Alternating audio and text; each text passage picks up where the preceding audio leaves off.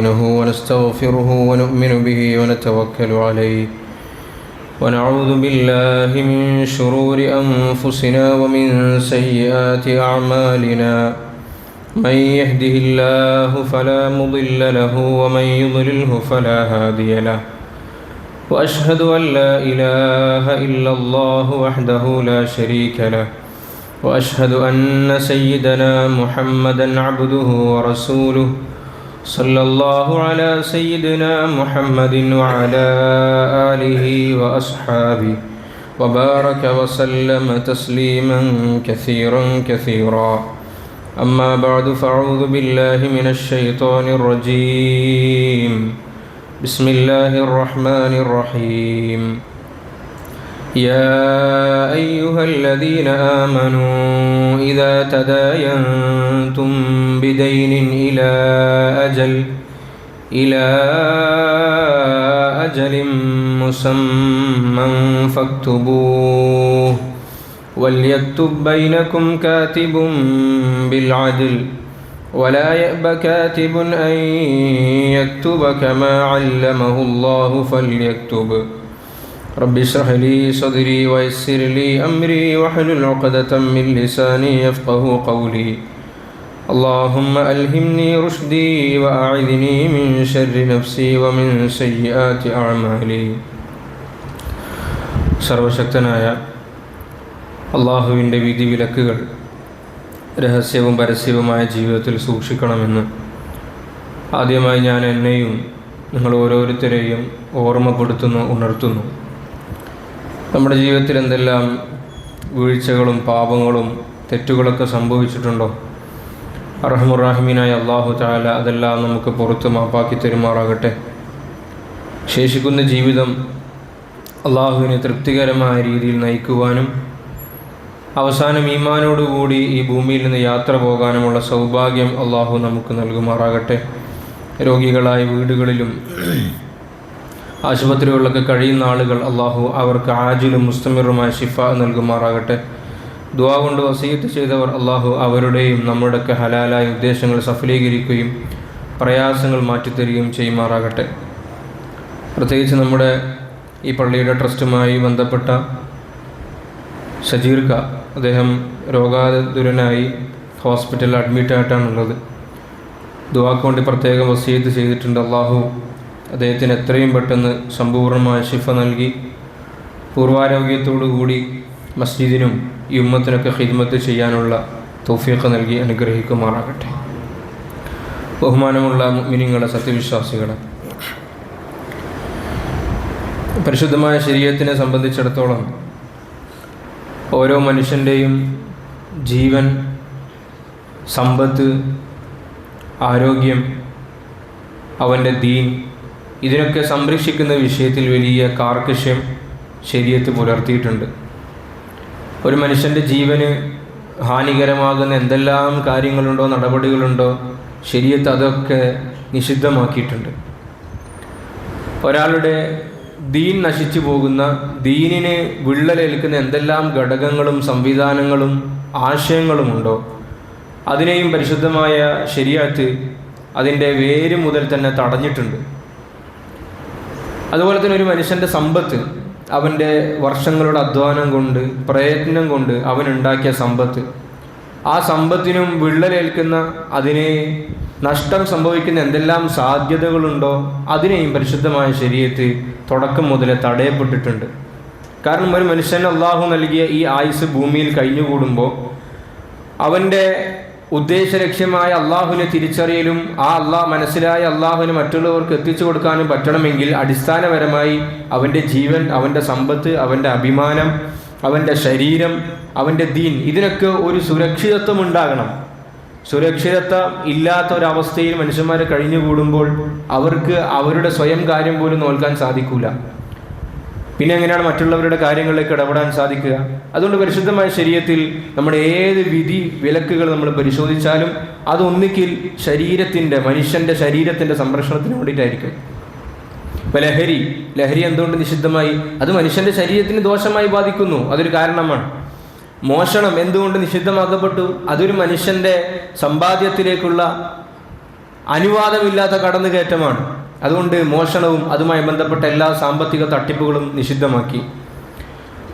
അതുപോലെ തന്നെ ഒരാൾക്കെതിരെ ആരോപണം ഉന്നയിക്കൽ, അനാവശ്യമായി സിന പോലെയുള്ള പാപങ്ങളെ പറ്റിയുള്ള ആരോപണം ഉന്നയിക്കൽ ഹറാമാണ്. ഇസ്ലാമിക നിയമമാണെങ്കിൽ അവനെ സാക്ഷികളെ വെച്ച് സ്ഥിരപ്പെടുത്താൻ സാധിച്ചിട്ടില്ലെങ്കിൽ 80 അടി അടിക്കണമെന്നാണ്. 80 അടി.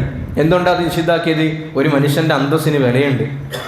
ഒരു മനുഷ്യനെ വധിച്ചു കഴിഞ്ഞാൽ ഇസ്ലാമിൻ്റെ നിയമം അനുസരിച്ചിട്ട് ഇസ്ലാമിക കോടതിയാണെങ്കിൽ അയാളെയും വധശിക്ഷയ്ക്ക് വിധേയമാക്കണമെന്നുള്ളതാണ് ഇസ്ലാമിൻ്റെ കാഴ്ചപ്പാട്. എന്തുകൊണ്ട്? ഇവിടെ ജീവിക്കുന്ന ഓരോ മനുഷ്യനും തൻ്റെ ശരീരത്തിന് സെക്യൂരിറ്റി കിട്ടണം, സുരക്ഷിതത്വം കിട്ടണം.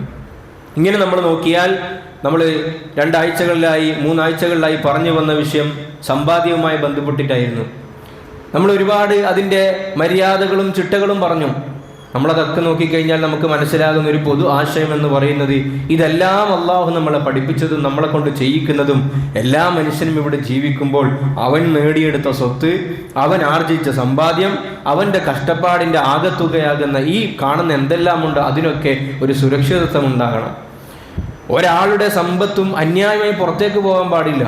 ഞാൻ എൻ്റെ സമ്പത്തിനെ ചെലവഴിക്കുന്നുണ്ടെങ്കിൽ ഒന്നുകിൽ എനിക്ക് തിരിച്ച് പകരം അതിന് ഒരു വസ്തു തിരിച്ച് കിട്ടണം. നമ്മൾ കച്ചവടത്തിൽ അതാണ് നമ്മൾ കാണാറുള്ളത്. ഞാൻ പണം നൽകുന്നു, തിരിച്ച് ഞാൻ വസ്തുവിനെ വാങ്ങുന്നു, ഒന്നിക്ക് അത് കിട്ടണം. അല്ലെങ്കിൽ ഞാൻ സമ്പത്ത് ചെലവഴിച്ചു കഴിഞ്ഞാൽ എനിക്ക് തിരിച്ചിങ്ങോട്ട് സർവീസ് കിട്ടണം. നമ്മൾ റിക്ഷ പിടിക്കുന്നു, അവിടെ നമ്മൾ വസ്തുവിനല്ല വാങ്ങുന്നത്. അല്ലെങ്കിൽ ഒരു റെന്റിന് നമ്മളൊരു വീട് എടുക്കുന്നു, അവിടെ നമ്മൾ വസ്തുവിനല്ല വാങ്ങുന്നത്, ഒരു സർവീസിനാണ് നമ്മൾ വാങ്ങുന്നത്. അല്ലെങ്കിൽ നമ്മൾ ഒരു അധ്യാപകൻ്റെ കീഴിൽ പോയി പഠിക്കുന്നു, അവിടെ നമ്മൾ അയാൾക്ക് മന്ത്ലി നമുക്ക് അവർ പേയ്മെൻറ്റ് ചെയ്യുന്നു. അവിടെ നമുക്ക് വസ്തു നമുക്ക് കിട്ടുന്നില്ല, പക്ഷെ അവിടെ നമുക്കൊരു സർവീസ് നമുക്ക് ലഭിക്കുന്നുണ്ട്. ഇനി ഇതൊന്നുമില്ല എങ്കിൽ ഉഖ്റവിയായ നന്മ ലഭിക്കണം. നമ്മൾ ഒരാൾക്ക് സദഖ കൊടുക്കുന്നു, അവിടെ നമുക്ക് വസ്തു ലഭിക്കുന്നില്ല, തിരിച്ചിങ്ങോട്ട് സർവീസ് ലഭിക്കുന്നില്ല. പക്ഷെ നമ്മളവിടെ പ്രതീക്ഷിക്കുന്നത് ഇതിനേക്കാൾ വലിയ കച്ചവടമാണ്, അത് ആഖിറത്തിലെ കൂലി കിട്ടലാണ്. അപ്പോൾ ഇതൊരു പൊതു തത്വമാണ് ഇസ്ലാമിൻ്റെ. അന്യായമായി എൻ്റെ ഒരു രൂപ പുറത്തേക്ക് പോകാൻ പാടില്ല. പുറത്ത് പോകുന്നുണ്ടെങ്കിൽ തിരിച്ച് ഭൗതികമായൊരു നേട്ടം എനിക്ക് കിട്ടുക തന്നെ വേണം. അതിനാണ് ശരീഅത്ത് ഇത്രയും സാമ്പത്തിക വിഷയത്തിൽ കാർക്കശ്യവും നിയമങ്ങളും ചിട്ടകളും നടപടികളൊക്കെ കാണിച്ചിരിക്കുന്നത്. കഴിഞ്ഞ ഖുതുബയിൽ ഞാൻ സൂചിപ്പിച്ച നിങ്ങൾ ഓർക്കുന്നുണ്ടാകും, പരിശുദ്ധമായ ഇസ്ലാമിൻ്റെ നിയമങ്ങൾ നമ്മൾ നോക്കിയാൽ 2 രീതിയിൽ കാണാൻ വേണ്ടി സാധിക്കും. ഒരു നിയമം എന്ന് പറഞ്ഞാൽ കറക്റ്റീവ് മെഷേഴ്സാണ്. കറക്റ്റീവ് മെഷേഴ്സ് എന്ന് പറഞ്ഞാൽ എന്താണ്? ഒരു പ്രശ്നം സംഭവിച്ചു കഴിഞ്ഞാൽ, ഒരു അപകടം ഉണ്ടായി കഴിഞ്ഞാൽ അതിനെ ശരിപ്പെടുത്താനുള്ള, അതിനെ നന്നാക്കാനുള്ള ഫോർമുലകൾ, തത്വങ്ങൾ, പദ്ധതികൾ. ഉദാഹരണം പറഞ്ഞാൽ അതിന് ഏറ്റവും നല്ല ഉദാഹരണം നമുക്ക് ഹോസ്പിറ്റലുകൾ എടുക്കാം. ഹോസ്പിറ്റലുകൾ അപകടം ഉണ്ടായിക്കഴിഞ്ഞാൽ, അള്ളാഹു നമ്മളൊക്കെ ആഫിയത്ത് നൽകി അനുഗ്രഹിക്കുമാറാകട്ടെ, രോഗമുണ്ടായി കഴിഞ്ഞാൽ എന്ത് ചെയ്യണം? അപ്പം അതിനൊരു സംവിധാനം ഇവിടെ വേണം. ഒരു മനുഷ്യന് എന്തെങ്കിലും പ്രയാസങ്ങളുണ്ടായി, അതിനൊരു പരിഹാരത്തിനുള്ള ഒരു സംവിധാനം ഇവിടെ വേണം. അതാണ് കറക്റ്റീവ് മെഷേഴ്സ്. മറ്റൊന്ന് എന്ന് പറയുന്നത് പ്രിവെൻറ്റീവ് മെഷേഴ്സാണ്. അപകടം സംഭവിക്കാതിരിക്കാനുള്ള കാര്യങ്ങൾ. ഉദാഹരണം ട്രാഫിക് സിഗ്നൽ, അത് അപകടം സംഭവിക്കാതിരിക്കാൻ വേണ്ടിയിട്ടാണ്. അത് കൃത്യമായി നമ്മുടെ ഓരോ പൗരനും, ഓരോ യാത്രക്കാരനും, വഴിയാത്രക്കാരനും, കാൽനട യാത്രക്കാരനും, വാഹനത്തിൽ സഞ്ചരിക്കുന്നവനും അത് കൃത്യമായി ഫോളോ ചെയ്ത് കഴിഞ്ഞാൽ ഒരു പരിധിവരെ അപകടങ്ങൾ ഉണ്ടാവില്ല. അപ്പോൾ ഒരു സമൂഹത്തിൻ്റെ നിലനിൽപ്പിന് ഇത് 2 ആവശ്യമാണ്. പ്രിവെൻറ്റീവ് മെഷേഴ്സ് ആവശ്യമാണ്, കറക്റ്റീവ് മെഷേഴ്സ് ആവശ്യമാണ്. പ്രിവെൻറ്റീവ് മെഷേഴ്സ് നമ്മൾ വെക്കുന്നുണ്ടെങ്കിലും സാധ്യതയുണ്ട് ഒരു 10% ഇതൊക്കെ മറികടന്നിട്ട് മനുഷ്യന്മാർ അപകടത്തിലേക്ക് ചാടും. അപ്പോൾ അതിനെ പ്രതിരോധിക്കാനുള്ള മരുന്നും മറുമരുന്നും നമുക്ക് ആവശ്യമാണ്. ഇസ്ലാമിൻ്റെ നിലപാടും ഇതേപോലെ തന്നെയാണ്. നമ്മൾ ഇത്രയും ഈ 2-3 ആഴ്ചകളിലായി കച്ചവടവുമായി ബന്ധപ്പെട്ട് നൽകിയ ആദാബുകളൊക്കെ നമ്മൾ പരിശോധിച്ച് നോക്കിയാൽ അതൊക്കെ പ്രിവെൻറ്റീവ് മെഷേഴ്സ് ആയിരുന്നു. ഇടപാടിൽ ഒന്നും സംഭവിക്കാതിരിക്കാൻ, എൻ്റെയും നിങ്ങളുടെയും സമ്പത്ത് അപകടത്തിൽപ്പെടാതിരിക്കാൻ, അത് നഷ്ടത്തിലാകാതിരിക്കാൻ എന്തൊക്കെ കാര്യങ്ങൾ ശ്രദ്ധിക്കണം. അത് ഓരോ മുഅ്മിനായ ആണും പെണ്ണും ഇടപാട് നടത്തുന്ന ആള്, ആ മുഅ്മിൻ അല്ലെങ്കിൽ പോലും അയാൾക്ക് അതിന് ബെനിഫിറ്റ് കിട്ടുന്നുള്ളതാണ്. അത് ചെയ്തു കഴിഞ്ഞാൽ ഒരു പരിധി വരെ നമ്മുടെ സാമ്പത്തിക തട്ടിപ്പുകളിൽ നിന്നും നമ്മുടെ ജീവിത ഉപാധികളെ നമുക്ക് രക്ഷപ്പെടുത്താൻ വേണ്ടി സാധിക്കും. അള്ളാഹു നമുക്ക് മനസ്സിലാക്കി തരുമാറാകട്ടെ.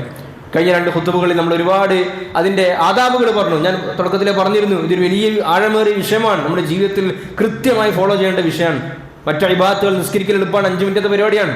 അത് ഞാനും അള്ളാഹു മാത്രമായിട്ട് ബന്ധപ്പെട്ട് കിടക്കുന്ന വിഷയമാണ്. എൻ്റെ നിസ്കാരത്തിൽ വീഴ്ച സംഭവിച്ചു പോയാൽ അള്ളാഹുക്ക് മാപ്പ് നൽകട്ടെ. അള്ളാഹു മലക്കുകളോട് പറയും, സുന്നത്ത് നിസ്കാരം ഉണ്ടോ നോക്കാൻ പറയും. അവരെ സുന്നത്ത് നിസ്കാരം പരിശോധിക്കുന്നു പറയും. സുന്നത്ത് നിസ്കാരം ഉണ്ടെങ്കിൽ അത് വെച്ചിട്ട് ഇതിനെ അള്ളാഹു താല ശരിപ്പെടുത്തിയിട്ട് അവൻ്റെ പാപങ്ങൾ മാപ്പാക്കാൻ നിസ്കാരത്തിന് ഖബൂലിയത്ത് കൊടുക്കും. പക്ഷെ ഇടപാട് അങ്ങനെയല്ല. എൻ്റെ അക്കൗണ്ടിലേക്ക് അന്യായമായി 1 രൂപ ക്രെഡിറ്റ് ആയിട്ടുണ്ടെങ്കിൽ അന്യായമായി എൻ്റെ സമ്പാദ്യത്തിലേക്ക് അപരന്റെ സമ്പാദ്യം എന്നതിനേക്കാൾ അവന്റെ വേർപ്പും അവന്റെ ചോരയും എൻ്റെ സമ്പാദ്യത്തിലേക്ക് ചേർന്നിട്ടുണ്ടെങ്കിൽ ഇതിന് കണക്ക് പറയാതെ ഒരു അടി മുന്നോട്ടേക്ക് പോകാൻ വേണ്ടി സാധിക്കുകയില്ല. അതുകൊണ്ട് ഈ വിഷയത്തിൽ വളരെ സൂക്ഷ്മതയും ജാഗ്രതയും നമ്മൾ പുലർത്തേണ്ടതുണ്ട്. അള്ളാഹു നമുക്ക് മനസ്സിലാക്കി തരുമാറാകട്ടെ. ആ വിഷയത്തിൽ വളരെ ശ്രദ്ധിക്കേണ്ടുന്ന ഇടപാടുമായി ബന്ധപ്പെട്ടുള്ള മറ്റൊരു ആദാബാണ്, മര്യാദയാണ് അൽ വഫാഉ ബിൽ വഅദി. നമ്മൾ ഇടപാട് നടത്തുമ്പോൾ, നമ്മൾ കച്ചവടം നടത്തുമ്പോൾ, എന്തുമാകട്ടെ, നമ്മൾ തൊഴിലുമായി ബന്ധപ്പെട്ട് എന്തെല്ലാം ഉണ്ടോ അതിലൊക്കെ കരാറ് നൽകിയാൽ, വാഗ്ദാനം നൽകിയാൽ അതിനെ നിറവേറ്റണം. നമ്മളൊരു വാഗ്ദാനം നൽകുന്നു, ഇത്രാം തീയതി ഞാൻ പേയ്മെന്റ് ചെയ്യാം, അല്ലെങ്കിൽ ഇത്രാം തീയതി ഞാൻ ഡെലിവറി ചെയ്യാം, അല്ലെങ്കിൽ ഇത്രാം തീയതി ആകുമ്പോൾ നിങ്ങൾ ഏൽപ്പിച്ച ജോലി ഞാൻ പൂർത്തീകരിക്കാം, അങ്ങനെയൊക്കെ ഞാൻ വാഗ്ദാനം ചെയ്തു കഴിഞ്ഞാൽ ഇത്ര മണിക്ക് ഞാൻ നിങ്ങളെ പിക്ക് ചെയ്യാം. ഇതൊക്കെ വാഗ്ദാനമാണ്. വലിയ ഇടപാടുകൾ മാത്രമല്ല, ചെറുത് മുതൽ ഏറ്റവും വലുതുവരെ അതിൽ പെടും. അങ്ങനെ ഒരു വാഗ്ദാനം ഒരു മുസ്ലിമും മറ്റൊരു മുസ്ലിമിനോട് നടത്തി കഴിഞ്ഞാൽ അത് നമ്മൾ പൂർത്തീകരിക്കുന്നവരായിട്ട് മാറണം. അള്ളാഹു പറയുകയുണ്ടായി, യാ അയ്യുഹല്ലദീന ആമനൂ ഔഫൂ ബിൽ ഉഖൂദ്. സൂറത്തുൽ മാഇദയുടെ ആരംഭത്തിൽ അള്ളാഹു എന്നെയും നിങ്ങളെയൊക്കെ വിളിച്ചിട്ട് പറഞ്ഞു, യാ അയ്യുഹല്ലദീന ആമനൂ, മുഅ്മിനീങ്ങളെ, നിങ്ങളെ പറ്റിയ മുഅ്മിനീങ്ങളാണെന്ന് സ്വയം അവകാശപ്പെടുന്നുണ്ടെങ്കിൽ ദാ ഔഫൂ ബിൽ ഉഖൂദ്. നിങ്ങൾ ഇടപാട് നടത്തുമ്പോൾ, ഡീല് നടത്തുമ്പോൾ, എഗ്രിമെന്റ് ചെയ്യുമ്പോൾ അത് നിങ്ങൾ പൂർത്തീകരിക്കുന്നവരായിട്ട് മാറണം. എഗ്രിമെന്റ് എഴുതുന്നതിന് മുമ്പ്, ഇടപാട് ചെയ്യുന്നതിന് മുമ്പ്, വാക്ക് കൊടുക്കുന്നതിന് മുമ്പ് ആലോചിക്കാനുള്ള സമയമുണ്ട്. ഇതെന്നെ കൊണ്ട് പറ്റുമോ? ഈ കോൺട്രാക്ട് വർക്കേഴ്സൊക്കെ നമുക്കറിയാം, അവർ നോക്കിയിട്ട് ഒരു സുമാർ ഒരു പറച്ചിലുണ്ട്, ഒരു 6 മാസം കൊണ്ട് തീർക്കാം, അല്ലെങ്കിൽ 8 മാസം കൊണ്ട് തീർക്കാം. അതിങ്ങനെ ലാഗ് അടുപ്പിച്ച് മാക്സിമം ഈ പാവപ്പെട്ടവന്റെ അല്ലെങ്കിൽ ആ വീടിന്റെ ഉടമസ്ഥന്റെ കയ്യിൽ നിന്ന് എന്തെല്ലാം പിടിച്ചെടുക്കാൻ പറ്റും, അങ്ങനെ ഒരു രീതി. പ്രിയമുള്ളവരെ, നമ്മൾ അള്ളാഹുവിനെ ഭയപ്പെടേണ്ട ആളുകളാണ്, നമ്മൾ മുഅ്മിനീങ്ങളാണ്. നമുക്ക് അവിടെ നമുക്ക് ക്ലിയർ ആയിട്ട് കമ്മ്യൂണിക്കേറ്റ് ചെയ്യാം. ഇല്ല, 6 മാസം കൊണ്ട് ഇതാവൂല, ഇത് ചുരുങ്ങിയതൊരു 10 മാസം എടുക്കും. അവൻ അറിയട്ടെ, ആ 10 മാസത്തിൽ അവനക്ക് താല്പര്യമുണ്ടെങ്കിൽ നിങ്ങളുമായി ആ കോൺട്രാക്ട് ഡീല് അത് സൈൻ ചെയ്യട്ടെ. അല്ലാത്ത പക്ഷം നിങ്ങൾ ആ വാക്ക് കൊടുക്കരുത്. വാക്ക് കൊടുത്താൽ അത് പൂർത്തീകരിക്കണം. റസൂലുള്ളാഹി സ്വല്ലല്ലാഹു അലൈഹി വസല്ലം തങ്ങൾ ആ വിഷയത്തിൽ വലിയ ശ്രദ്ധ പുലർത്തിയിരുന്നു. നബി സല്ലല്ലാഹു അലൈഹി വസല്ലം തങ്ങളോട് ഒരാൾ ഇന്ന സമയത്ത് ഇന്ന സ്ഥലത്ത് വന്ന് നിൽക്കാം, കണ്ടുമുട്ടാം എന്ന് വാക്ക് കൊടുത്തു. നബി സല്ലല്ലാഹു അലൈഹി വസല്ലം തങ്ങൾ ആ സമയമായപ്പോൾ അവിടെ പോയി നിന്നു, അയാളെ കാണുന്നില്ല. വീണ്ടും പിറ്റേന്നും ആ സ്ഥലത്ത് പോയി നിന്നു, അയാളെ കാണുന്നില്ല. ദിവസങ്ങൾക്ക് ശേഷമാണ് റസൂലുള്ളാഹി സ്വല്ലല്ലാഹു അലൈഹി വസല്ലം തങ്ങൾ ഈ വ്യക്തിയെ കാണുന്നത്. അപ്പം അദ്ദേഹം മറന്നുപോയിരുന്നു. അയാൾ പറഞ്ഞു, യാ റസൂലുള്ളാഹി സ്വല്ലല്ലാഹു അലൈഹി വസല്ലം, ഞാൻ അങ്ങനെ ഒരു വാക്ക് തന്നതന്നെ മറന്നുപോയല്ലോ. നബി തങ്ങൾ പറഞ്ഞു, ഓരോ ദിവസവും ആ സമയത്ത് ഞാൻ അവിടെ പോയി നിൽക്കാറുണ്ടായിരുന്നു. ഇതാണ് ഈമാൻ്റെ അടയാളം എന്ന് പറയുന്നത്. നമ്മൾ ഒരാളോട് പറയാം, ഞാൻ വിളിക്കാം, നാളെ വിളിക്കാം, പറ്റുമെങ്കിൽ പറഞ്ഞാൽ മതി, പറ്റുമെങ്കിൽ നമ്മൾ വാക്ക് കൊടുത്താൽ മതി. ഈ നമ്മൾ കൊടുക്കുന്ന വാക്കും പ്രതീക്ഷിച്ചിട്ട് നിൽക്കുന്ന ആളുകൾ ഒരുപാടുണ്ട്. നമ്മൾ ആ വാക്ക് കൊടുത്ത് ആ വാക്കിൻ്റെ പുറത്ത് അയാളിങ്ങനെ നമ്മളെയും പ്രതീക്ഷിച്ച്, നമ്മളെ പ്രൊഡക്റ്റിനെയും പ്രതീക്ഷിച്ച്, നമ്മളെ പേയ്മെൻറ്റിനെ പ്രതീക്ഷിച്ച്, ഈ ഡിസ്ട്രിബ്യൂട്ടേഴ്സിനൊക്കെ നേരിടുന്ന ഏറ്റവും വലിയ പ്രശ്നത 3-ാം തീയതി തരാം. ഈ പാവം വീണ്ടും 3-ാം തീയതി ആ വണ്ടിൻ്റെ പെട്രോളും ഡീസലൊക്കെ കത്തിച്ചിട്ട് ഇവൻ്റെ ഷോപ്പിലേക്ക് പോകും. എന്നാൽ അടുത്ത ആഴ്ച തരാം. ഒരു വാക്ക് നിങ്ങൾ ഞാൻ പറയുമ്പോൾ പറ്റുമോ, ഇതെന്നെ കൊണ്ട് പൂർത്തീകരിക്കാൻ പറ്റുമോ? വെറുതെ ഒരു വാക്കാകരുത്, ആ വാക്ക് പറയണം. ആ വാക്കാണ് പറയേണ്ടത്. പ്രശ്നമില്ല, 10-ാം തീയതി പറഞ്ഞാൽ മതി, 10-ാം തീയതി പറഞ്ഞാൽ മതി. അതിൽ എഗ്രി ആയെങ്കിൽ മാത്രം നമ്മുടെ എതിർ കക്ഷി അതിൽ സൈൻ ചെയ്യട്ടെ, ഒപ്പിടട്ടെ എന്ന നിലപാട് നമ്മൾ സ്വീകരിക്കുന്നവരായിട്ട് മാറണം. റസൂലുള്ളാഹി സ്വല്ലല്ലാഹു അലൈഹി വസല്ലം തങ്ങൾ 2 പേരുടെ ഒരു സംഭവം പറയുകയുണ്ടായി. എത്രത്തോളം കരാറ് സൂക്ഷിക്കുന്ന വിഷയത്തിൽ നമ്മുടെ മുൻഗാമികളായ മഹാന്മാർ, അള്ളാഹുവിൽ പേടിച്ച വ്യക്തികൾ എന്തൊരു നിലപാടാണ് സ്വീകരിച്ചതെന്ന് മനസ്സിലാക്കാൻ ഈ സംഭവം വളരെ പര്യാപ്തമാണ്. ബനു ഇസ്രായേലിൽപ്പെട്ട 2 വ്യക്തികൾ, ഒരാളുടെ അടുക്കൽ വെച്ചിട്ട് 1000 ദീനാർ കടമായിട്ട് വാങ്ങി. 1000 ദീനാർ. ഇയാൾ പറഞ്ഞു, ഞാൻ 1000 ദീനാർ നൽകാം, ഈ ഇടപാടിന് സാക്ഷിയായി നിങ്ങൾ ആരെങ്കിലും കൊണ്ടുവരുമെന്ന് പറഞ്ഞു. അയാൾ പറഞ്ഞു, കഫാ ബില്ലാഹി ഷഹീദ, എൻ്റെ അടുക്കൽ ഈ നാട്ടിൽ പരിചയക്കാരൊന്നുമില്ല, ഇയാൾ കച്ചവടത്തിന് വേണ്ടി ഇയാളുടെ നാട്ടിലേക്ക് വന്നതാ, ഈ നാട്ടിൽ എനിക്ക് വേണ്ടി സാക്ഷി നിൽക്കാൻ എൻ്റെ പരിചയത്തിൽ ആരുമില്ല, ഞാൻ അള്ളാഹുവിനെ സാക്ഷിയാക്കാം. അവരൊരു കാര്യം സാക്ഷികളില്ലല്ലോ, എന്നാൽ പിന്നെ ഒരു ജാമ്യക്കാരൻ നിങ്ങൾ കൊണ്ടാ, അഥവാ നിങ്ങൾ മുങ്ങിയാൽ എനിക്ക് പോയി ചോദിക്കാനൊരാളുമാണല്ലോ. അതെല്ലാം ഈ കടപടപാടിന്റെ മറ്റൊരു മാന്യതയാണ്. ജാമ്യക്കാരൻ ഉണ്ടാകണം, പണയം വെക്കാൻ ഒരു വസ്തു ഉണ്ട്, അതൊക്കെ ഇടപാടിന്റെ മാന്യതയാണ്, അത് സുന്നത്തും കൂടിയാണ്. അയാൾ പറഞ്ഞു, എനിക്ക് ജാമ്യം നിൽക്കാനും ഈ നാട്ടിൽ ആരുമില്ല, കഫാ ബില്ലാഹി വക്കീല, ഞാൻ അള്ളാഹുവിനെയാണ് കഫാ ബില്ലാഹി കഫീല, എൻ്റെ കഫീലായി എൻ്റെ ജാമ്യക്കാരായി അള്ളാഹുവിനെ ഏർപ്പെടുത്തിയിട്ടുണ്ട്. അപ്പൊ 2 കൂട്ടരും അള്ളാഹുവിൽ വിശ്വസിക്കുന്ന ആളായതുകൊണ്ട്, ഒരു മുഅ്മിൻ പറഞ്ഞാൽ അതിനെ മാന്യമായ നിലക്ക് മുഖവിലക്ക് എടുക്കുന്ന ആളായതുകൊണ്ട് തന്നെ അയാൾ പറഞ്ഞു, ശരി സദഖ്ത, നിന്റെ വാക്കിനെ ഞാൻ മുഖവിലക്ക് എടുക്കുന്നു, ഞാൻ വിശ്വസിക്കുന്നു. ഒരു അവധി നിശ്ചയിച്ചിട്ട് 1000 ദീനാർ കൊടുത്തു. അയാൾ ആ സമ്പത്ത് വാങ്ങി അയാൾ കപ്പലിൽ കയറി, അയാൾ പോയി, അയാൾ കച്ചവടമൊക്കെ ചെയ്തു, അയാൾക്ക് നല്ല കച്ചവടത്തിൽ ബറക്കത്തും ലാഭമൊക്കെ കിട്ടി. ഇനി തിരിച്ചടക്കേണ്ട സമയമായി. തിരിച്ചടക്കേണ്ട സമയമായപ്പോൾ അയാൾ ആ വാഹനം കിട്ടാനുള്ള അന്വേഷണങ്ങൾ തുടങ്ങി. തിരിച്ച് ഇയാളെ നാട്ടിലേക്ക് എത്തണമല്ലോ, പക്ഷെ വാഹനമൊന്നും കിട്ടുന്നില്ല. ആ സമയത്ത് എത്താനുള്ള ഏർപ്പാടില്ല. അയാൾ ഇനിയൊരു വാഹനമൊക്കെ കിട്ടിയിട്ട് വരുമ്പോഴത്തേക്ക് ഇയാൾ പേയ്മെൻറ്റ് ഡിലേ ആകും, ദിവസം തെറ്റുമെന്ന് കണ്ടപ്പോൾ അയാൾക്ക് ആകെ ബേജാറായി.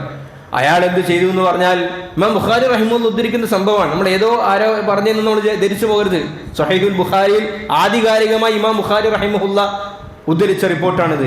അദ്ദേഹം ഒരു മരപ്പലക എടുത്തു, മരത്തിന്റെ പലക, നല്ല തടിയുള്ള മരപ്പലക എടുത്തിട്ട് അതിൻ്റെ ഉള്ളിൽ ദ്വാരമുണ്ടാക്കി 1000 ദീനാർ അതിൻ്റെ ഉള്ളിലേക്ക് ഇട്ടു. ഓരോ നാണയങ്ങളായി 1000 ദീനാർ അതിൻ്റെ ഉള്ളിലിട്ടു. എന്നിട്ട് അതിൻ്റെ ഉള്ളിൽ ഒരു കത്തും വെച്ചു. ആ കത്തിൽ അദ്ദേഹം എഴുതി, ഞാൻ നിങ്ങളുടെ കയ്യിൽ നിന്നും ഇങ്ങനെ പണം വാങ്ങിച്ചിരുന്നു, ദീനാർ വാങ്ങിച്ചിരുന്നു. എനിക്ക് ജാമ്യക്കാരനാരും ഉണ്ടായിരുന്നില്ല, സാക്ഷിയായി ആരും ഉണ്ടായിരുന്നില്ല. ഞാൻ അള്ളാഹുവിനാണ് ഏൽപ്പിച്ചത്. എനിക്ക് സമയത്ത് നിന്റെ അടുത്തേക്ക് എത്താനുള്ള വഴിയില്ല, അതുകൊണ്ട് ഇത് അള്ളാഹുവിനെ ഏൽപ്പിക്കുകയാണ്, നിനക്ക് തിരിച്ചു തരാൻ വേണ്ടിയിട്ട്. അതിനെ ഭദ്രമായി മുകൾ ഭാഗം അയാൾ മൂടി, തുണിയൊക്കെ വെച്ച് കെട്ടി അതിനെ കടലിലേക്ക് വലിച്ചെറിഞ്ഞു. 1000 ദീനാർ. ദീനാർ എന്ന് പറഞ്ഞ സ്വർണ്ണ നാണയാണ്. ഇദ്ദേഹം അത് ഇട്ടു. എന്നിട്ട് അദ്ദേഹം ദുആ ചെയ്തു, അല്ലാഹുമ്മ ഇന്നക തഅലമു അന്നി കുന്തു തസല്ലഫ്തു ഫുലാനൻ അൽഫ ദീനാർ. പടച്ചോനെ, ഞാൻ ഒരാളോട് 1000 ദീനാർ കടമായി ആവശ്യപ്പെട്ടിരുന്നു. അവൻ എന്നോട് ജാമ്യക്കാരനെ ചോദിച്ചു, ഞാൻ നിന്നെയാണ് ജാമ്യമായി വെച്ചത്. അവൻ എന്നോട് സാക്ഷിയെ ചോദിച്ചു, ഞാൻ നിന്നെയാണ് സാക്ഷിയായി വെച്ചത്. ഫറളിയ ബിക, നീ സാക്ഷിയാണെന്ന് പറഞ്ഞപ്പോൾ, നീ ജാമ്യക്കാരനാണെന്ന് പറഞ്ഞപ്പോൾ അയാൾ സാറ്റിസ്ഫൈഡ് ആയിരുന്നു. അതുകൊണ്ട് പടച്ചോനെ, എനിക്കിപ്പോൾ അത് തിരിച്ചെടുക്കാനുള്ള ഉപാധി, വാഹനമില്ല, പറഞ്ഞ ഡേറ്റിന് എനിക്ക് എത്തിച്ചേരാൻ വേണ്ടി പറ്റുകയില്ല. ഞാനിതാ ഈ മരത്തടിയിൽ ഈ 1000 ദീനാർ വെച്ചിട്ട് അവനിലേക്ക് അയച്ചു കൊടുക്കുകയാണ്, നിന്നെ ഞാൻ ഏൽപ്പിക്കുന്നു തിരിച്ചു കൊടുക്കാൻ. എന്താ ഈമാന്റെ ഒരു ശക്തി, എന്താ ഈമാന്റെ ഒരു കടുപ്പം. അങ്ങനെ അദ്ദേഹം തിരിച്ചുപോയി. പക്ഷെ എന്നാലും ഇതൊരു 50-50 ആണല്ലോ, ഇത് തിരിച്ചെത്താം, എത്താതിരിക്കാം. എന്തായാലും ഇമാം ബുഖാരി റഹിമഹുല്ലാ പറയാണ്, റസൂലുള്ളാഹി സ്വല്ലല്ലാഹി അലൈഹി വസല്ലം പറഞ്ഞതായിട്ട് ഈ മരത്തടി ഏതായാലും ഒഴുകി ഈ മനുഷ്യന്റെ നാട്ടിലേക്ക് എത്തി. അയാളുടെ യാത്രക്കിടെ ഒരു മരത്തടി കണ്ടപ്പോൾ നല്ല വെട്ടിയിട്ട് വീട്ടിൽ കത്തിക്കാൻ ഉപകരിക്കുന്ന ഒരു മരത്തടി എന്ന നിലക്ക് അതെടുത്തു അദ്ദേഹം വീട്ടിലേക്ക് കൊണ്ടുപോയി. മറുഭാഗത്ത് അയാൾ വാഹനം അന്വേഷിക്കുന്നുണ്ടായിരുന്നു. കാരണം അയാളെ സംബന്ധിച്ചിടത്തോളം കടം എങ്ങനെയെങ്കിലും പ്രാവിന്റെ കയ്യിലൊന്നും കൊടുത്തു വിട്ടാൻ പറ്റൂലല്ലോ.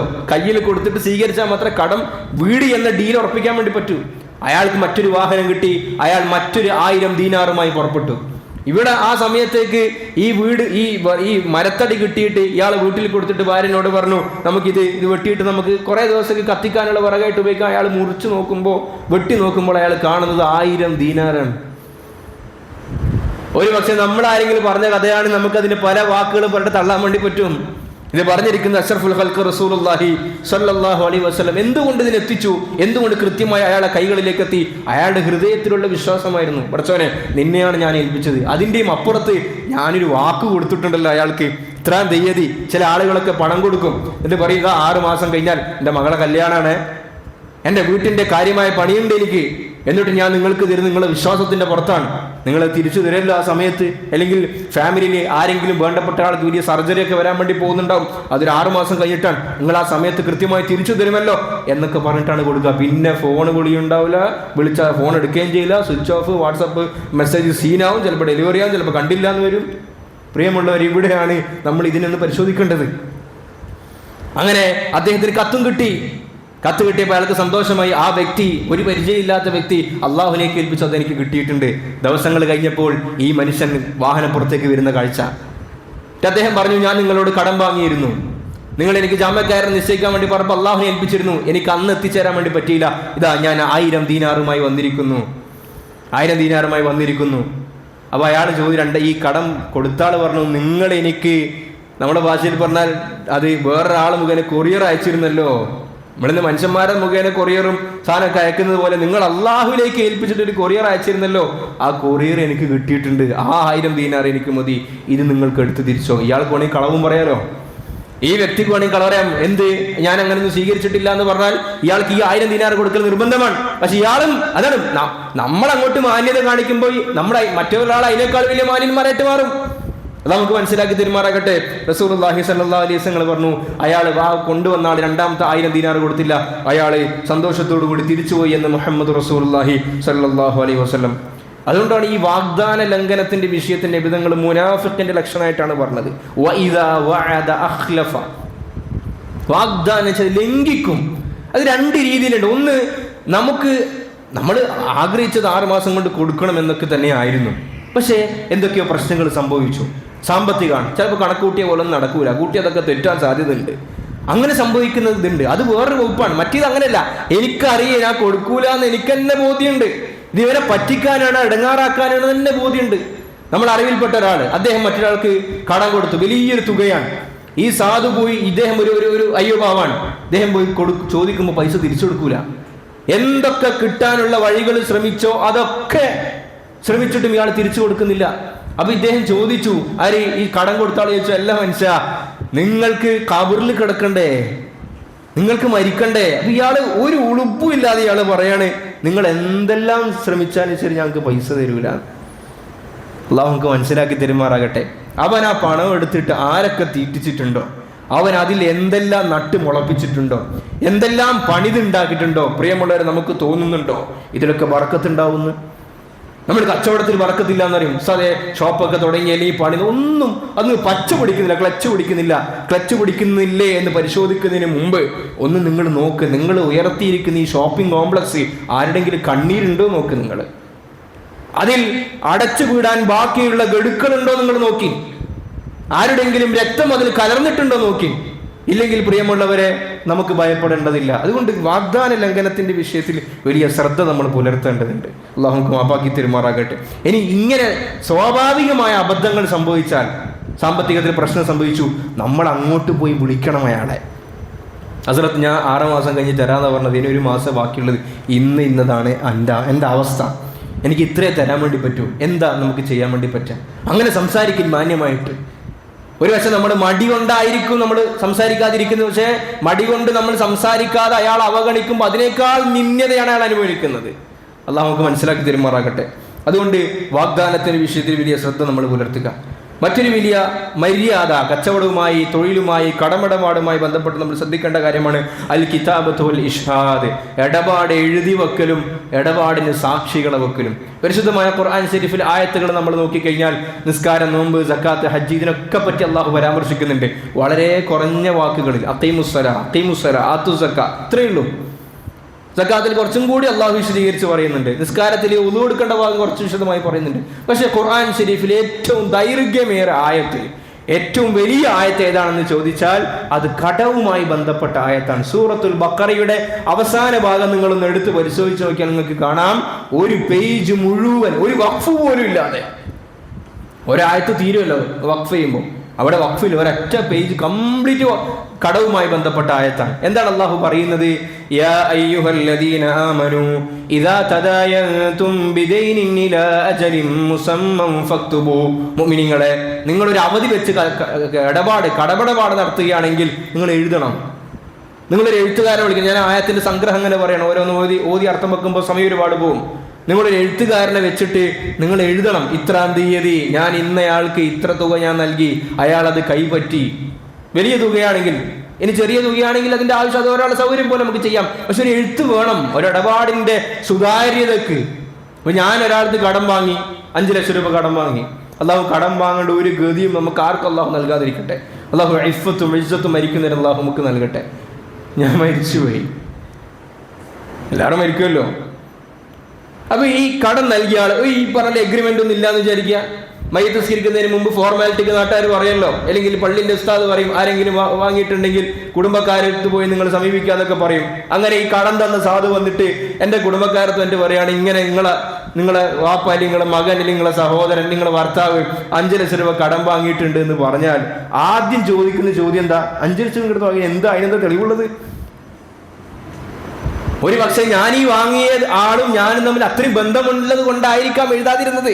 പക്ഷെ അതിന്റെ പ്രശ്നം എന്താ സംഭവിക്കുക? ഇങ്ങനൊരു ഒരു അപകടം സംഭവിച്ചു കഴിഞ്ഞാൽ ആ മനുഷ്യനിക്കാണ് നഷ്ടമുണ്ടാകുന്നത്. അന്ന് അള്ളാഹു പറഞ്ഞു ഫക്തുബു, എഴുതണം, എഴുതി വെക്കണം. നിങ്ങൾ അതിനു വേണ്ടി നിങ്ങളൊരു എഴുത്തുകാരനെ വിളിക്കണം. 2 ആളല്ലേ എഴുതേണ്ടത്, 3-ാം കക്ഷിയാണ് എഴുതേണ്ടത്. റൈറ്റർ പുറത്തുനിന്നാണ് വരേണ്ടത്. ഇനി ഒരാൾ എഴുതാൻ പ്രയാസമുള്ള ആളാണെങ്കിൽ, ബലഹീനതയും ദുർബലനുമായ ആളാണെങ്കിൽ അയാൾക്ക് ചിലപ്പോൾ അതിനെപ്പറ്റി ഓർമ്മ ഉണ്ടാവില്ല. ഖുർആന്റെ ആയത്തിന്റെ ആശയാണ് ഞാൻ പറയുന്നത്. അയാളുടെ വലിയ ആളുണ്ടാവില്ല, അയാളെ വാപ്പ, അയാളെ സഹോദരൻ, അയാളെ വല്യുപ്പ, അയാൾ അതിന് മുൻകൈ എടുത്തിട്ട് എഴുതിപ്പിക്കണം. ഫസ്തശ്ഹീദൂ ഷഹീദൈനി മിർ റിജാലിക്കും, 2 പുരുഷന്മാരെ നിങ്ങളുടെ ഇടപാടിന് നിങ്ങൾ സാക്ഷി നിർത്തണം. നമ്മൾ കോടികൾ കൊടുത്തു മുങ്ങി എന്നൊക്കെ പറയുന്നുണ്ട്. നമ്മൾ ഒന്ന് നമുക്ക് മാപ്പാക്കി തെരുമാറാകട്ടെ, നമ്മളുടെ കൊടുക്കുന്ന പണം അത് ഹക്കായ പണമാണെങ്കിൽ നമ്മൾ സാക്ഷികൾ വെക്കും. നമ്മളെ ഡീൽ ക്ലിയർ ആണെങ്കിൽ അത് നമ്മൾ എഴുതും.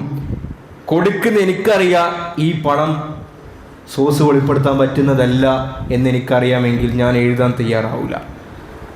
പല സാമ്പത്തിക തട്ടിപ്പ് ഉണ്ടായപ്പോൾ അല്ലെ, ഒരു 1.5 വർഷം മുമ്പ് ഏകദേശം ഒരു 80 കോടി, പത്രമാധ്യമങ്ങൾ 200 കോടി എന്ന റിപ്പോർട്ട് ചെയ്ത്, 200 ഒന്നും ഉണ്ടാകാൻ സാധിക്കും, 80 കോടിയും കൊണ്ട് ഒരു 23കാരൻ മുങ്ങി. കണ്ണൂർ ജില്ലയിൽ തളിപ്പുറമ്പിൽ 23 വയസ്സുകാരൻ 80 കോടിയുമായിട്ട് മുങ്ങി. ഇൻവെസ്റ്റ്മെന്റിന്റെ പേരിൽ, ബിറ്റ്കോയിന്റെ പേരിൽ, ക്രിപ്റ്റോ കറൻസിന്റെ പേരിൽ 80 കോടിയുമായിട്ട് മുങ്ങി. ഒരു കേസ് പോലും ചാർജ് ചെയ്യാൻ പറ്റിയിട്ടില്ല. എന്തുകൊണ്ട് ചാർജ് ചെയ്യാൻ പറ്റിയിട്ടില്ല? ഞാൻ പോയിട്ട് കൊടുത്താൽ നിങ്ങൾ എത്ര കൊടുത്തത്? 10 കോടി. എവിടുന്ന് കിട്ടി നിങ്ങൾക്ക് 10 കോടി എന്ന് ആദ്യം എന്നോട് ചോദിക്കും. കൊടുത്താൽ അതിന് ടാക്സ് അടക്കാൻ തന്നെ ഇതിനേക്കാൾ വലിയ പണം വേണ്ടി വരും. അതുകൊണ്ട് പ്രിയമുള്ളവരെ, ഈ എഴുത്തപ്പോഴാണ് വരുന്നത്, സുതാര്യത ഉണ്ടാകും. 2 സാക്ഷിയെ നിർത്തുകയാണ്. ഞാനിതാ 10 ലക്ഷം രൂപ കൈമാറുന്നു. ഇവര് ഈ 2 പുരുഷന്മാരാണ് ഇതിന് സാക്ഷി.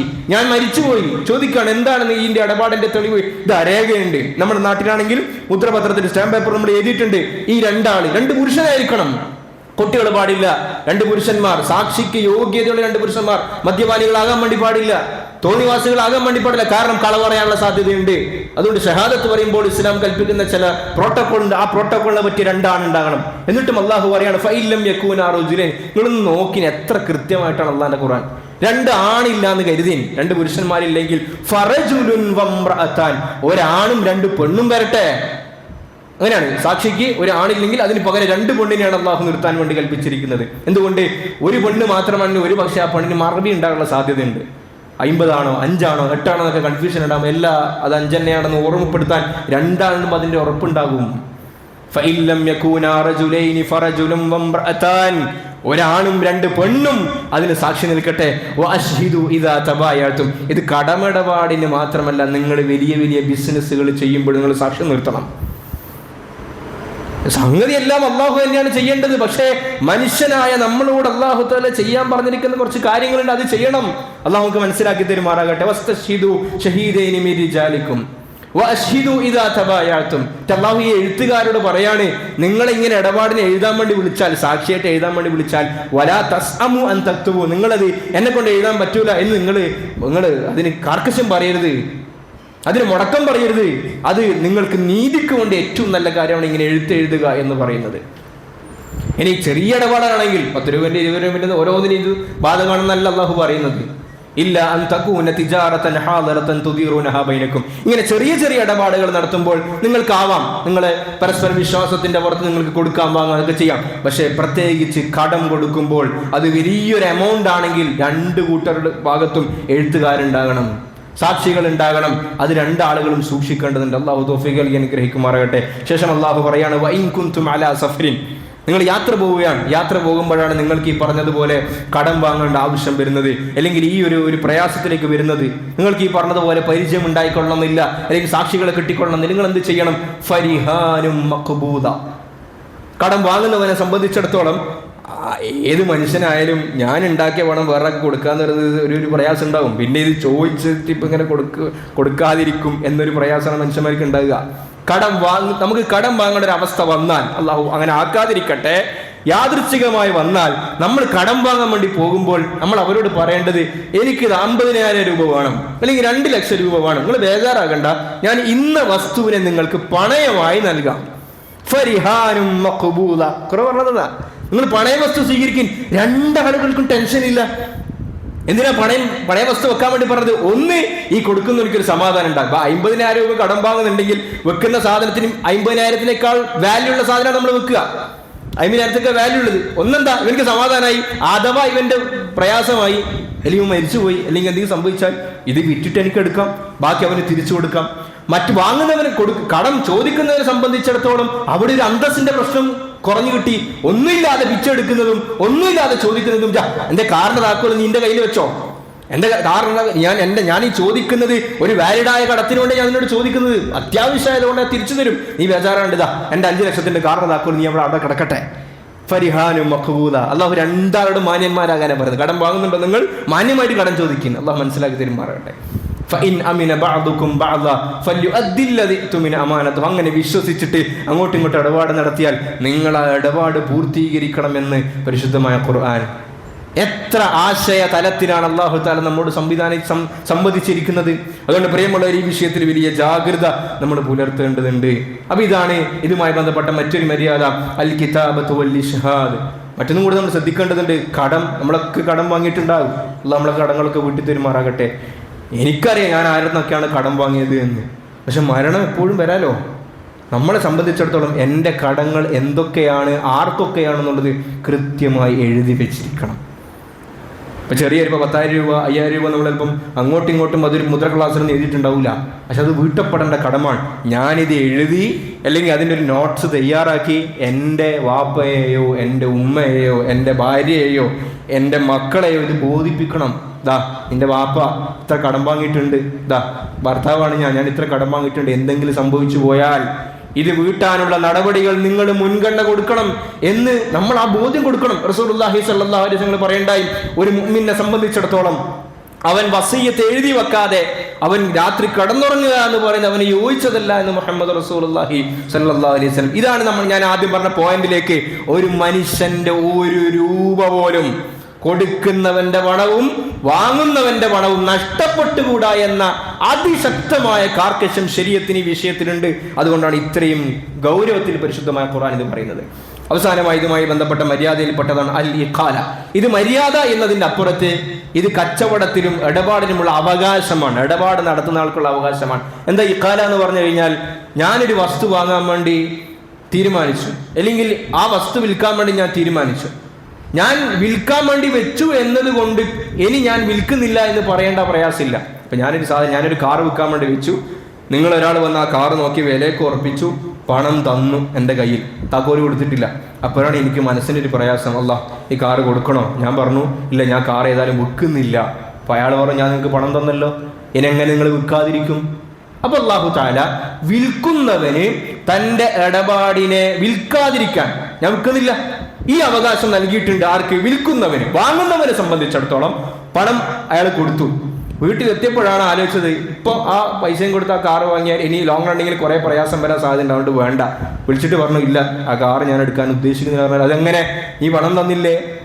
അപ്പൊ അയാൾക്ക് വാങ്ങണ്ട എന്ന് തീരുമാനിക്കാനുള്ള അവകാശവും വിൽക്കുന്നവന് ഞാൻ വിൽക്കുന്നില്ല എന്ന് എടുക്കാനുള്ള അവകാശം രണ്ട് കൂട്ടർക്കും പരിശുദ്ധമായ ശരീഅത്ത് നൽകിയിട്ടുണ്ട്. അതാണ് ഈ കാല. ഇത് പലപ്പോഴും നമ്മുടെ നാടുകളിൽ കാണാറില്ല.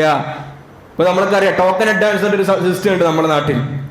ശുദ്ധമായ അന്യന്റെ സ്വത്ത് അപഹരിക്കലാണിത്. എന്നാൽ ടോക്കൺ അഡ്വാൻസ് നമുക്കൊക്കെ അറിയാലോ. ഒരു സ്ഥലം പോയിട്ട് നമ്മൾ നോക്കി, അപ്പൊ ആ നോക്കിയ സമയത്ത് നമ്മൾ 10,000 രൂപ കൊടുക്കും. ഇതെന്താ, ഈ ഡീല് നടന്നാൽ 1,00,000 രൂപയാണ് സ്ഥലത്തിന് കൊടുക്കുന്നെങ്കിൽ ഈ 10,000 രൂപ ലെസ്സാക്കി കൊടുക്കും. ബാക്കി നിങ്ങൾ 90,000 പേയ്മെന്റ് ചെയ്താൽ മതി. അഥവാ നിങ്ങൾക്ക് സ്ഥലം ഇഷ്ടപ്പെട്ടില്ല, നിങ്ങൾ കച്ചവടം നടത്തുന്നില്ല എങ്കിൽ ആ 10,000 പോയത് തന്നെ അത് ഇവന്റെ പോക്കറ്റിൽ. എന്തടിസ്ഥാനത്തിൽ ആ 10,000 രൂപ നമുക്ക് വാങ്ങാൻ വേണ്ടി പറ്റും? ഇതാണ് ബൈഉൽ അർബു എന്ന് പറയും ഫിഖ്ഹിൽ. നിഷിദ്ധമാണത്, വാങ്ങാൻ പാടില്ല. കാരണം ഈ കാല എന്ന് പറഞ്ഞ സാധനം രണ്ടാൾക്കും അല്ലാഹു അനുവദിച്ചു കൊടുത്തിട്ടുണ്ട്. ഞാൻ കാറ് വിറ്റു, അതിന്റെ പണം ഞാൻ സ്വീകരിച്ചു, താക്കോൽ അവന് കൊടുത്തു, അത് വേറൊരു സംഭവമാണ്. അത് ഖിയാർ എന്നിട്ട് പറയേണ്ട ഒരു വിശദീകരിക്കേണ്ട സംഭവമാണ്. അതല്ല ഞാൻ ഈ പറയും. താക്കോൽ വാങ്ങിയില്ല, അതിനു മുമ്പ് കച്ചവടം ക്യാൻസൽ ചെയ്യാൻ, വിൽക്കുന്നവന് ഞാൻ വിൽക്കുന്നില്ല എന്ന് തീരുമാനിക്കാനും വാങ്ങുന്നവന് ഞാൻ വാങ്ങുന്നില്ല എന്ന് തീരുമാനമെടുക്കാനുള്ള അവകാശമാണ്. റസൂലുള്ളാഹി സ്വല്ലല്ലാഹു അലൈഹി വസല്ലം പറയണ്ടായി, മൻ അഖാല മുസ്ലിമൻ അഖാല അല്ലാഹു അസ്റതഹു യൗമൽ ഖിയാമ. ഞാനൊരു മനുഷ്യൻ, അവിടെ നമുക്കറിയാം, ഒരാൾ ഇങ്ങനെ നമ്മൾ കുറേ നാളായിട്ട് വിറ്റ് പോകാത്ത സ്ഥലം അല്ലെങ്കിൽ വണ്ടിയൊക്കെ എങ്ങനെയൊക്കെയോ കഷ്ടപ്പെട്ട് ഒരാളെ കണ്ട് എങ്ങനെയൊക്കെ പൈസയൊക്കെ വാങ്ങി അയാൾക്ക് അങ്ങനെ പിന്നെ വിൽക്കുന്നില്ല വാങ്ങുന്നില്ല എന്നുള്ള അവകാശം വെച്ചു കൊടുക്കുമ്പോൾ നമുക്കതിൽ വിൽക്കുന്ന ആളെ സംബന്ധിച്ചിട്ടൊരു പ്രയാസമാണ്. അതെ, ഇനി ഇതിന് വിൽക്കാൻ വേണ്ടി പുതിയൊരു ബയ്യറെ കണ്ടെത്തണമെങ്കിൽ എന്തെല്ലാം സർക്കസ് നമ്മൾ കളിക്കണം. അവിടെ നിബിധങ്ങൾ പറഞ്ഞു, ഒരാൾ അങ്ങനെ വിൽക്കുന്നില്ല, ഞാനിക്കിനി വേണ്ട എന്ന് പറഞ്ഞപ്പോൾ പൊട്ടെ സാരില്ല, ഇതെൻ്റെ അള്ളാഹു പറഞ്ഞിട്ടാണല്ലോ ഞാൻ അവൻ്റെ അവകാശത്തെ വെച്ചു കൊടുക്കുന്നത്, ഇത് ഔദാര്യം എന്നല്ല കേട്ടോ, അവൻ്റെ അവകാശമാണ്.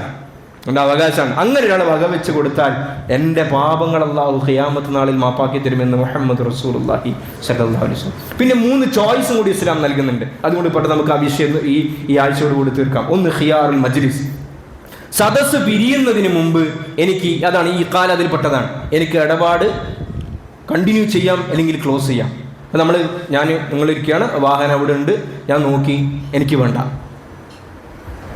എന്ന് പറഞ്ഞിട്ട് നമുക്ക് ക്ലോസ് ചെയ്തിട്ട് പോകാം. വിൽക്കുന്ന ആൾക്കും പറയാം നിങ്ങൾക്ക് വിൽക്കാൻ താല്പര്യമില്ല, അല്ലെങ്കിൽ പ്രൊഡക്റ്റ് സാധാരണ ഒരു കച്ചവട സ്ഥാപനത്തിലേക്ക് വന്ന് നമ്മൾ നോക്കി ഇപ്പം ഇതെനിക്ക് ആവശ്യമില്ല, അങ്ങനെ പറഞ്ഞിട്ട് പോകും. ഇതാണ് ഖിയാറുൽ മജ്ലിസ് എന്ന് പറയുന്നത്. 2 ഖിയാറു ഷർത്ത് ഉണ്ട്. ഖിയാറു ഷർത്ത് എന്താ? ഞാൻ പറയാണ്, നിങ്ങളൊരു 3 ദിവസം ഇത് ഉപയോഗിച്ച് നോക്ക്. 3 ദിവസം നിങ്ങൾ ഉപയോഗിച്ച് നോക്ക്. നിങ്ങൾക്ക് ഓക്കെ ആണെങ്കിൽ നിങ്ങൾക്ക് എടുക്കാം, അല്ലെങ്കിൽ നമുക്കിത് ഡീല് ക്യാൻസൽ ചെയ്യാം. നിങ്ങൾ 3 ദിവസം വണ്ടി ഒന്ന് ഓടിച്ച് നോക്കി. ഓടിക്കുമ്പോഴാണല്ലോ മനസ്സിലാക്കി എന്തെങ്കിലും പ്രയാസങ്ങളുണ്ടോ പ്രശ്നങ്ങളുണ്ടോ എന്നൊക്കെ മനസ്സിലാക്കി. നിങ്ങൾ ഓടിച്ച് നോക്കി, നിങ്ങൾക്ക് ഓക്കെ ആണെങ്കിൽ നമുക്കിത് ഡീൽ ഉറപ്പിക്കാം, അല്ലെങ്കിൽ പ്രയാസമില്ല. അപ്പോൾ മാക്സിമം 3 ദിവസമാണ് ഷാഫി മതമൊക്കെ പറയുന്നത്. 3 ദിവസം വരെ നമുക്ക് അങ്ങനെ കണ്ടീഷൻ വെക്കാം എന്ന് പറയുന്നത്. അപ്പോൾ വാങ്ങുന്നവൻ പറയുകയാണ് ഞാൻ 3 ദിവസം നോക്കിയിട്ട് തരാമെന്ന് പറഞ്ഞാൽ ഓക്കെ, നമുക്ക് അങ്ങനെ ചെയ്യാം. 3 ദിവസം കഴിഞ്ഞു, ആൾക്ക് റാഹത്തായെങ്കിൽ ഡീൽ നടക്കട്ടെ, മുന്നോട്ടേക്ക് പോകാം. അയാൾ പറയില്ല എനിക്ക് റാഹത്തായില്ല എന്ന് പറഞ്ഞാൽ തിരിച്ചെടുക്കാൻ നമ്മൾ സന്നദ്ധമാകണം. കണ്ടീഷൻ വെച്ചാലാണ് കേട്ടോ ഇത്. നമ്മുടെ ഇടപാടിൽ ആദ്യം ഇത് പറയാണ്. അപ്പൊ ഈ മസല നമ്മൾ പഠിക്കണം. എന്തിനാ അറിയോ? ഈ മസല പഠിച്ചാൽ മുസ്ലിമിനോടാണ് കച്ചവടം നടത്തുന്നതെങ്കിൽ പറയാം, മോനെ ഇങ്ങനെ ഒരു നിയമമുണ്ട് ഇസ്ലാമിലെ, ഇത് ഇന്ത്യന്റെ നിയമമല്ല, ഇസ്ലാമിന്റെ നിയമമാണ്, എനിക്ക് അങ്ങനെ കണ്ടീഷൻ വെക്കാം. ഞാനിത് 3 ദിവസം ഉപയോഗിച്ചിട്ട് അങ്ങനത്തെ വസ്തുക്കൾ ഇത് പറ്റും കേട്ടോ, ഭക്ഷണത്തിനൊന്നും പറ്റൂല, അരിയിലൊന്നും ഈ കണ്ടീഷൻ വെക്കാൻ പറ്റൂല. അങ്ങനെ ആ കണ്ടീഷൻ അപ്ലിക്കബിൾ ആകുന്ന സ്ഥലത്ത്, ഇപ്പോൾ വാഹനം, വീട് പോലത്തെ സ്ഥലങ്ങളിൽ ഇതാണ് ഖിയാറു ഷർത്ത്. എനിക്ക് കണ്ടീഷൻ വെക്കാം, ഞാൻ 3 ദിവസം വരെ ഉപയോഗിക്കും, ഞാൻ ഓക്കെ ആണെങ്കിൽ ഞാനിത് എടുക്കും, അല്ലെങ്കിൽ ക്യാൻസൽ ചെയ്യും. ഇവിടെയും വലിയൊരു തട്ടിപ്പ് നമ്മൾ ചെയ്യാറുണ്ട്. നമുക്ക് മനസ്സിലാക്കി തരുമാറാകട്ടെ. ഇപ്പം നമുക്ക് നല്ലൊരു വാച്ച് നമുക്ക് ഉപയോഗിക്കണം, ഒരു ഫംഗ്ഷൻ വരാൻ വേണ്ടി പോകുന്നുണ്ട്, ഒരു 10,000 രൂപേൻ്റെ വാച്ച് നമുക്ക് ഉപയോഗിക്കണം, അതിൽ കുറഞ്ഞ് നമുക്ക് ഉപയോഗിച്ച റാഹത്ത് ഉണ്ടാവില്ലല്ലോ. അപ്പോൾ അത് വാങ്ങാനുള്ള കെൽപ്പ് എന്തായാലും എനിക്കില്ല. നമ്മൾ ആമസോണിൽ ഫ്ലിപ്കാർട്ടിൽ നിന്ന് ഈ വാച്ച് വാങ്ങും. നമുക്കറിയാം ആമസോൺ ഫ്ലിപ്കാർട്ടൊക്കെ 7 ദിവസം വരെ റിട്ടേൺ പോളിസി അവർക്കുണ്ട്. 7 ദിവസം വരെ നമ്മൾ എന്ത് ചെയ്യും? നമുക്ക് ആ ഡേറ്റിൽ അടുപ്പിച്ച് നമ്മൾ സാധനം ബുക്ക് ചെയ്യും. നമ്മൾ 2 ദിവസം ഉപയോഗിച്ച് കഴിഞ്ഞ് നമ്മൾ 3-ാം ദിവസം റിട്ടേൺ ബുക്ക് ചെയ്യും, സാധനം തിരിച്ചു കൊടുക്കും. പ്രിയമുള്ളവരെ, ഇത് ഏത് വകുപ്പിലാണ് ഹലാലാകുന്നത്? ഈ കല്യാണത്തിന് ഡ്രസ്സ് പലരും ഞാൻ കേട്ടിട്ടുണ്ട്, അവർ ഭയങ്കര എന്തോ ചെയ്തു എന്നൊക്കെ പറയുന്നത്. ഇത്രയും പണം ലാഭിച്ചു, 15,000 രൂപ ലാഭിച്ചു. എങ്ങനെ? ഡ്രസ്സ് ഓർഡർ ചെയ്തു, 2 ദിവസം ഇട്ടു, 3-ാം ദിവസം റിട്ടേൺ കൊടുത്തു. പ്രിയമുള്ളവരെ, ആ ഇട്ട ഡ്രസ്സും ആ സമയത്ത് ചെയ്ത ഇബാദത്തും എന്തെല്ലാം ചെയ്തു അതൊന്നും കബൂലാവൂല, ഒരു സംശയം വേണ്ട. അത് പറ്റിക്കലാണ്. അള്ളാഹു മനസ്സിലാക്കി തരുമാറുണ്ട്. പിന്നെ ഒന്നും കൂടി ആലോചിക്കേണ്ടത്, ഞാൻ ഒരാളെ പറ്റിക്കുമ്പോൾ എന്നെ മറ്റൊരാളും പറ്റിക്കും എന്ന ബോധ്യം കൂടി ഉണ്ടാകണം. എന്നെക്കാൾ മിടുക്കന്മാർ ലോകത്തുണ്ട് എന്ന ബോധ്യം നമുക്ക് ഉണ്ടാകണം.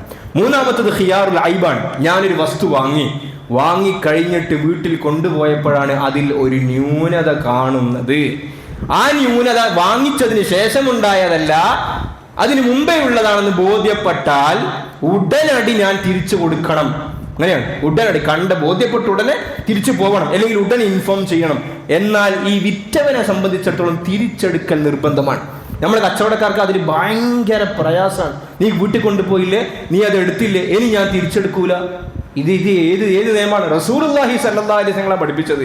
നീ അങ്ങനെ വിറ്റ് ഒരു പ്രയാസം കണ്ടു കഴിഞ്ഞാൽ അത് വിറ്റതിന് ശേഷം ഉണ്ടായതാകാൻ വേണ്ടി പാടില്ല. നമ്മൾ വാഹനം വിറ്റിട്ട് വീട്ടിലെത്തി, ഇത് തുറന്നു നോക്കിയപ്പോഴാണ് അതിൻ്റെ ഉള്ളിൽ കാര്യമായ ഒരു പ്രശ്നം കാണുന്നത്.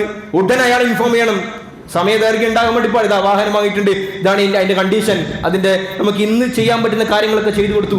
ഇവനെ സംബന്ധിച്ചിടത്തോളം ഞാൻ വിറ്റില്ലേ, നീ എടുത്തില്ലേ, നീ താക്കോലിട്ട് സ്റ്റാർട്ടാക്കില്ലേ, നീ പോയില്ലേ, ഇതൊന്നും പറയൽ മുമ്പിലാണോ നീ കച്ചവടം ചെയ്യുന്നത്? തിരിച്ചെടുക്കൽ നിർബന്ധമാണ്. അതാണ് ഖിയാറുൽ ഐബ്. ഇവിടെ ഞാൻ കണ്ടു, 1-ാം തീയതി സാധനം പർച്ചേസ് ചെയ്തു, 1-ാം തീയതി ന്യൂനത കഴിഞ്ഞു. എന്നാൽ പിന്നെ എന്റെ തിരക്കൊക്കെ കഴിയട്ടെ, 15-ാം തീയതി വിളിച്ചിട്ട് പറയുന്നത് 1-ാം തീയതി വാങ്ങിയതിൽ ന്യൂനത ഉണ്ട് കേട്ടോ, തിരിച്ചെടുക്കൽ നിർബന്ധമില്ല. ഞാനും കുറച്ച് ശ്രദ്ധിക്കേണ്ടതുണ്ട്. ഞാൻ ന്യൂനത കണ്ടാൽ ഉടനടി തിരിച്ചു കൊടുക്കാനുള്ള പണികൾ ഞാൻ തുടങ്ങണം. ഇനിയിപ്പോ നമ്മുടെ ഓൺലൈൻ പ്ലാറ്റ്ഫോം ആണെങ്കിൽ, ഇങ്ങനത്തെ സംവിധാനങ്ങളാണെങ്കിൽ ഉടനെ ആ ക്വറി നമ്മൾ അവിടെ റേസ് ചെയ്യണം. എൻ്റെ ആ പ്രശ്നം അവിടെ നമ്മൾ റേസ് ചെയ്യേണ്ടതുണ്ട്. ആ നിലക്കാണെങ്കിൽ തിരിച്ചു കൊടുക്കാനുള്ള അവകാശം എനിക്കുണ്ട്. വിറ്റവനെ സംബന്ധിച്ചിടത്തോളം അത് തിരിച്ചു വാങ്ങണം. അതാണ് റസൂലുള്ളാഹി സ്വല്ലല്ലാഹു അലൈഹി വസല്ലം നിങ്ങളുടെ ഖിയാറുൽ ഐബുമായി ബന്ധപ്പെട്ടിട്ട് നമുക്ക് മനസ്സിലാക്കി തന്നിരിക്കുന്നത്. ഇനി വിറ്റതിന് ശേഷം ഉണ്ടായതാണെങ്കിൽ വിറ്റവനെ സംബന്ധിച്ചിടത്തോളം, ഞാൻ വീട്ടിൽ കൊണ്ടുപോയി, അവന് കാർ ഓടിച്ചു, അവന്റെ കയ്യിൽ നിന്ന് ആക്സിഡന്റ് പറ്റി, ഏതിന്റെ പേരിലാണ് ഈ എഞ്ചിന് തകരാറ് വന്നത്, അല്ലെങ്കിൽ ക്ലച്ചിന് തകരാറ് വന്നത്, അത് ഈ വിറ്റവനെ സംബന്ധിച്ചിടത്തോളം തിരിച്ചെടുക്കൽ ബാധ്യതയില്ല എന്നാണ് ഇസ്ലാം നമ്മളെ പഠിപ്പിക്കുന്നത്. അതുകൊണ്ട് പ്രിയമുള്ളവരെ, ഇവിടെയൊക്കെ കേൾക്കുമ്പോൾ ഇതെന്താ ഇങ്ങനെയൊക്കെ എന്ന് ചിന്തിക്കരുത്. ഞാൻ ഫസ്റ്റ് പറഞ്ഞ ആ പോയിന്റ് നമ്മളൊന്ന് കണക്ട് ചെയ്താൽ മതി. ഒരു മനുഷ്യൻ്റെ ഒരു രൂപ പോലും അന്യായമായി നഷ്ടപ്പെട്ടു പോകരുത്. അവൻ്റെ വേർപ്പിനും അധ്വാനത്തിനും വിലയുണ്ട് എന്നുള്ളതാണ് ഇസ്ലാം പഠിപ്പിക്കുന്നത്. അതുകൊണ്ട് അല്ലാഹു സുബ്ഹാനഹു വ തആല നമുക്ക് എന്തെല്ലാം സമ്പാദ്യ മാർഗങ്ങൾ നൽകിയിട്ടുണ്ടോ അതിലൊക്കെ ബറക്കത്ത് നൽകട്ടെ. ഹലാലായ സമ്പാദ്യത്തിനുള്ള വഴികൾ അല്ലാഹു നമുക്ക് തുറന്നു നൽകുമാറാകട്ടെ. വ ആഖിറു ദഅവാനാ അനിൽ ഹംദുലില്ലാഹി റബ്ബിൽ ആലമീൻ.